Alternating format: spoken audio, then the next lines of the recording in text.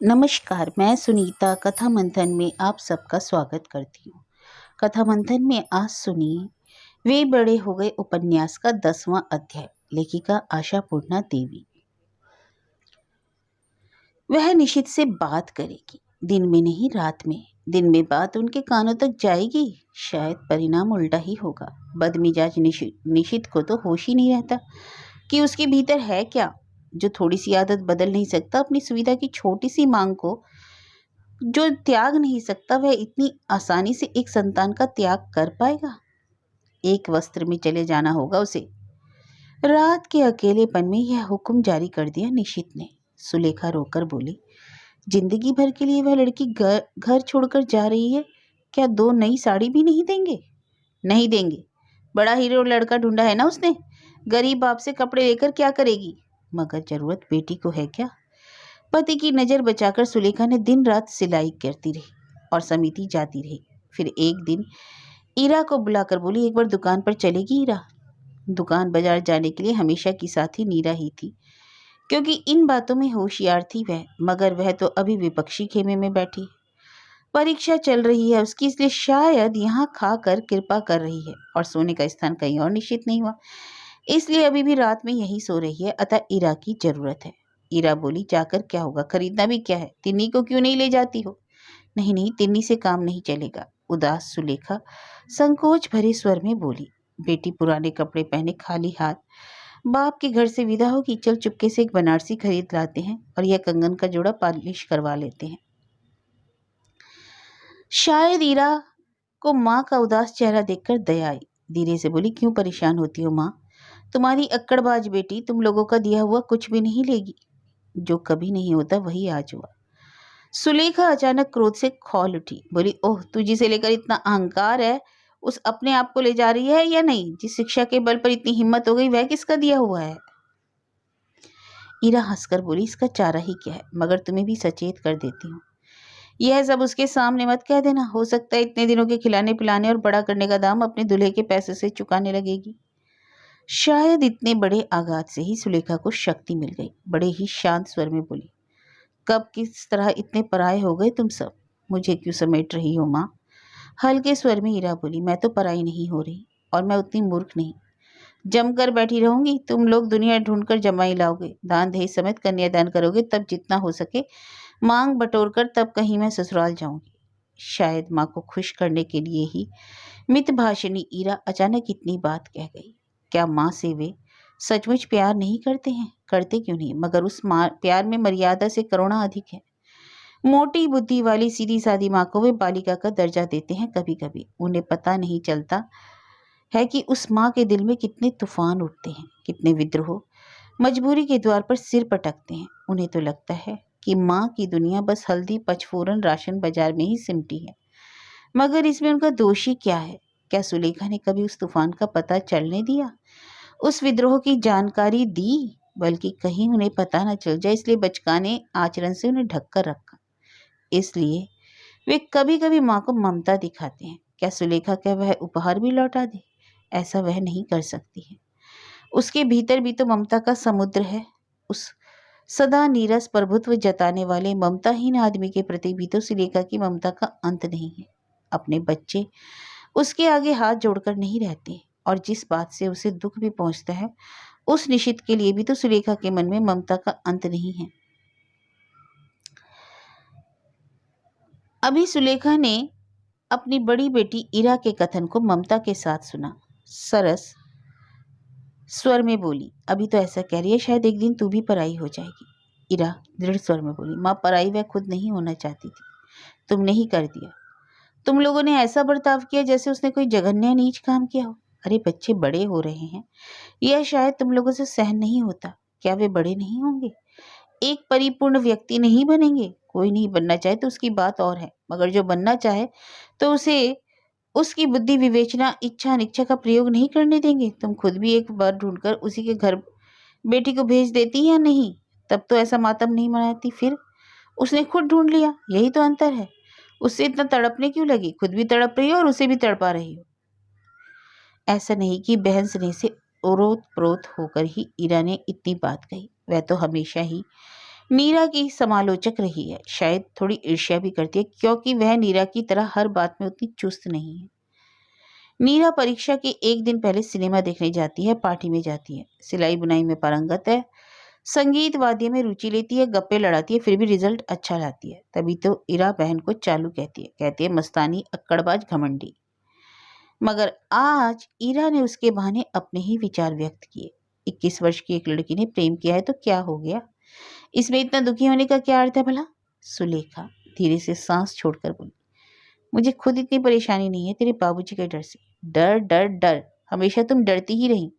इतना डर किस काम का समझ में नहीं आता। इसी डर की भेंट चढ़ा चढ़ा कर तुमने बाबूजी की आदत इतनी खराब कर दी है। क्यों? क्या बाबूजी इस दुनिया में घूमते फिरते नहीं है, देखते नहीं इस युग में क्या हो रहा है क्या नहीं। ईरा ने जोर देकर यह सब कहा, मगर सुलेखा के लिए यह कोई नई बात नहीं थी। सुलेखा तो दिन रात यही कह रही है कि यह बात और है, किसी को सुनाई नहीं देता। फिर भी इस डर से वह छुटकारा पा सकेगी क्या? डर तो उसकी नस नस में बस गया है। और फिर मन ही मन हंसने लगी सुलेखा। अभी कह रही है, मगर माँ कभी अचानक निडर हो जाए, लापरवाह हो जाए, क्या तुझे ही सहन होगा? सुलेखा से यह सब नहीं होगा। उसे तो अपने घर में थोड़ी सी शांति चाहिए, जिसका मोल चुकाने के लिए वह अपना सब कुछ दे चुकी है। धीरे से सुलेखा बोली, आजीवन का अभ्यास है, हमारे बचपन में यही सिखाया जाता था, भय से ही जय मिलती है। वही उपदेश हाड़ मास में बस गया। खैर जाने दी ये बात। तू कह रही थी कंगन और बनारसी साड़ी नीरा नहीं लगी। मुझे तो यही लगता है, कहकर देख सकती हो। सुलेखा कांप उठी। मैं कहकर देखूं? अगर मुंह पर ना कर दे तो फिर झंझट करने की जरूरत नहीं। बाद में गुस्सा ठंडा हो जाए तो जो चाहे करना। सारी बात पर पर्दा गिराकर ईरा ने किताब खोलकर अपना चेहरा ढक लिया। काफी समय नष्ट हो गया उसका। हालांकि इधर कुछ दिनों से वह भी पढ़ाई में मन नहीं लगा पा रही। घर में ऐसी घुटन है जैसे किसी की सांस अटकी हुई हो। खाने की मेज पर माँ को चिढ़ाना, पकवानों का चिट्ठा सुनाना, यह सब थम गया। बाबूजी पहले ही खा लेते हैं, 9:30 बजे। भैया भी अपनी मर्जी से चलते हैं, सभी चुपचाप हैं। देख सुनकर तिन्नी भी मुरझाकर कैसी हो गई। उसकी प्रेम कहानी को इरा कौतुक की दृष्टि से ही देख रही थी। लड़के को भी देखा था, उम्र में उससे केवल 2 साल बड़ा। उसका शर्मीला अंदाज इरा को देखते ही प्रणाम करना ईरा को बड़ा मजा आता है। उसे समझ में नहीं आता इनकी खुशी के रास्ते में रोड़े अटकाकर उसकी गति रोध करने से क्या लाभ। क्या दबाने से ही दब जाएगा, विद्रोह का रूप लेकर फूट पड़ेगा। सब बकवास है, घर का माहौल ही ऐसा है। ईरा कभी यह नहीं सोचती कि ये लड़कियां क्यों प्रेम जाल में फंस गई, बल्कि सोचती हैं बड़ों का यह अड़ियलपन क्यों। ईरा का मन उदास हो गया। थोड़े दिनों के बाद नीरा उसके पास वाली खाट पर नहीं सोएगी, और कभी नहीं। कितनी तुच्छ बातों को लेकर नीरा से लड़ाई की उसने तर्क किया। अब वही सब वेदना बनकर सामने आ रही है। उस तुच्छता पर शर्म आ रही है उसे। मगर कभी कभी ऐसा भी लग रहा है कि नीरा उसे हराकर आगे निकल गई। चाहे कितना भी यह सोचकर संतोष करने की चेष्टा करे कि मैं तो घर में अशांति का कारण नहीं बनी, फिर भी कभी कभी अपने को हीन महसूस करती रही वह। घर में सन्नाटा छाया हुआ है। खाने की मेज पर चूं तक नहीं सुनाई देती। फिर भी पता नहीं क्यों सुलेखा को आजकल सारे अच्छे अच्छे पकवान बनाने की सूझ रही है। उसकी इस विचित्र मनोदशा का रहस्य किसी की समझ में नहीं आ रहा है। पता नहीं क्यों आजकल सुलेखा को रोटी सेकने की बजाय गरम भात पकाना आसान लग रहा है, और सिलाई का काम हल्का हो जाने के कारण शाम को कुछ न कुछ नाश्ता बनाने का समय मिल जाता है। केवल समय ही नहीं मिलता, इच्छा भी होती है। सुलेखा की यह विचित्र इच्छा उनके बच्चों में खुशी से अधिक नाराजगी ही पैदा कर रही है। यह सुलेखा को जैसे पता ही नहीं चलता है, मानो उसे सुनाई ही नहीं पड़ता है। तब तिन्नी इरा से कहती है, देख रही है दीदी, अभी जब नीरा दीदी को खाना नहीं खाना एक सा लग रहा है, क्या खा रही है नजर उठाकर भी नहीं देखती। अब ऐसे में माँ को भात बनाना ही आसान लग रहा है। बेचारी नीरा दीदी ने कितनी बार भात की रट लगाई होगी, रोटी तो उससे खाई नहीं जाती थी। सुलेखा को जैसे तब सुनाई ही नहीं पड़ता जब नीरा तिन्नी को बुलाकर कहती है, तिन्नी और मछली चाहिए तो मेरी थाली से उठा ले। इतनी सारी मछली देने का क्या अर्थ है पता नहीं। यह भी नहीं सुन पाती कि ईरा बेजार आवाज में कहती है, आजकल घर में खर्चा वर्चा इतना कैसे बढ़ा दिया गया, समझ में नहीं आता है। अच्छा मान लिया जाए कि सुलेखा आजकल कुछ कम सुन रही है, पीछे लोग क्या कहते हैं सुन नहीं पाती, मगर क्या दिखाई भी नहीं देता कि किस प्रकार ऊपरी मन से आधा खाकर उठ जाते हैं वे सब। भाई बहनों में इतनी एकता थी, इतना प्यार था, पहले तो कभी देखा नहीं था सुलेखा ने। ऐसा लगता है अब केवल नीरा ही नहीं, सभी विपक्षी शिविर में चले गए हैं। सबकी मनोदशा कुछ ऐसी ही है। अब लाड़ प्यार की कोई जरूरत नहीं। अब तुम्हारे घर में लाचार होकर जब रहना ही है और रहना है तो खाना भी है, इसलिए खा रहे हैं। और अधिक की क्या आवश्यकता है? हाँ, शायद वे भी रूठ सकते हैं। वे भी शायद सोचते होंगे, जब भाई बहन मिलकर हंसी मजाक ही सरगर्मी में खाने में रुचि लेते थे तब तो तुम्हें कोई शौक नहीं था। अभी हमारा मूड खराब है, खाने की मेज तक जाने का दिल नहीं करता, अब तुम्हें रोज अच्छे अच्छे पकवान बनाने का शौक हो रहा है। झींगा की मलाई करी, अरे यह तो जमाने की बात हो गई। मटन की कोफ्ता करी, अरे बाप रे, यह दुनिया में मिल सकता है, पता ही नहीं था। फिश फ्राई, हिलसा सरसों, मछली का चॉप, केले के फूल की तरकारी, बंद गोभी की फलोड़ी, यह सब तो ऐतिहासिक घटनाएं हो गई थी। हाँ, किसी जमाने में यह सब जरूर होता था, जब घर के मालिक का स्वास्थ्य ठीक था, खाने के शौकीन भी थे, खाने की क्षमता भी थी, तब हुआ करता था यह सब। सुलेखा के हाथों ही हुआ करता था। जब से घर के मालिक के खाने की क्षमता घट गई, तब से तो बच्चों ने यही जान लिया कि दाल, रसेदार सब्जी और स्टू, इसके अलावा दुनिया में और कुछ बनता ही नहीं। अधिक से अधिक किसी बदली के दिन खिचड़ी बन गई, फ्राइड राइस की तो बात ही नहीं उठती, सवाल ही नहीं उठता गरम गरम मुगलाई पराठों का।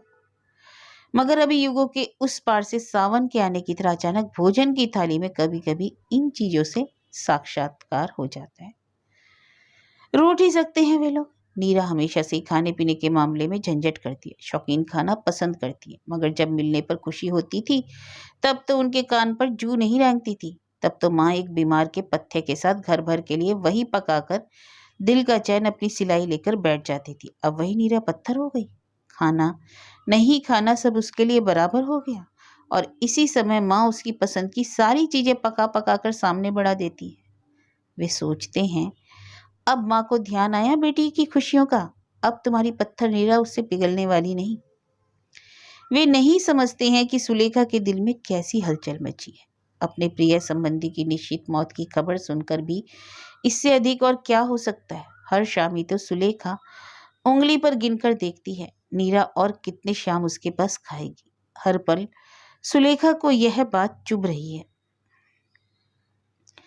कि गिनती के कुछ दिनों के बाद नीरा फिर कभी उसके पास नहीं खाएगी, और तभी अपने मन के तराजू पर इतने दिनों की अपनी त्रुटियों का बोझ पर्वत समान होता जा रहा है। मगर क्या यह सच है कि समय की कमी ही उसकी त्रुटियों का कारण था? एक और मजबूरी नहीं थी क्या? हमेशा ही भोजन के शौकीन रहे निशित को डॉक्टर ने सब कुछ खाने पर अंकुश लगा दिया। तब क्या सुलेखा का कलेजा नहीं फट जाता उसी की पसंद के अच्छे अच्छे पकवान बनाकर औरों को खिलाने में? तकलीफ से बढ़कर भी एक और बात थी, वह था संकोच। निशित से संकोच भी होता था, शायद वही भावना प्रबल थी। निशित की जली कटी टिप्पणियों का डर भी कम नहीं था। संकोच ही निशित अनायास ही कह सकता था, मेरी परवाह किसको है, मेरे लिए हल्दी पानी घोलकर कुछ बन जाता है, बाकियों के तो मजे ही में कजे हैं। इसी प्रकार बात करता है वह।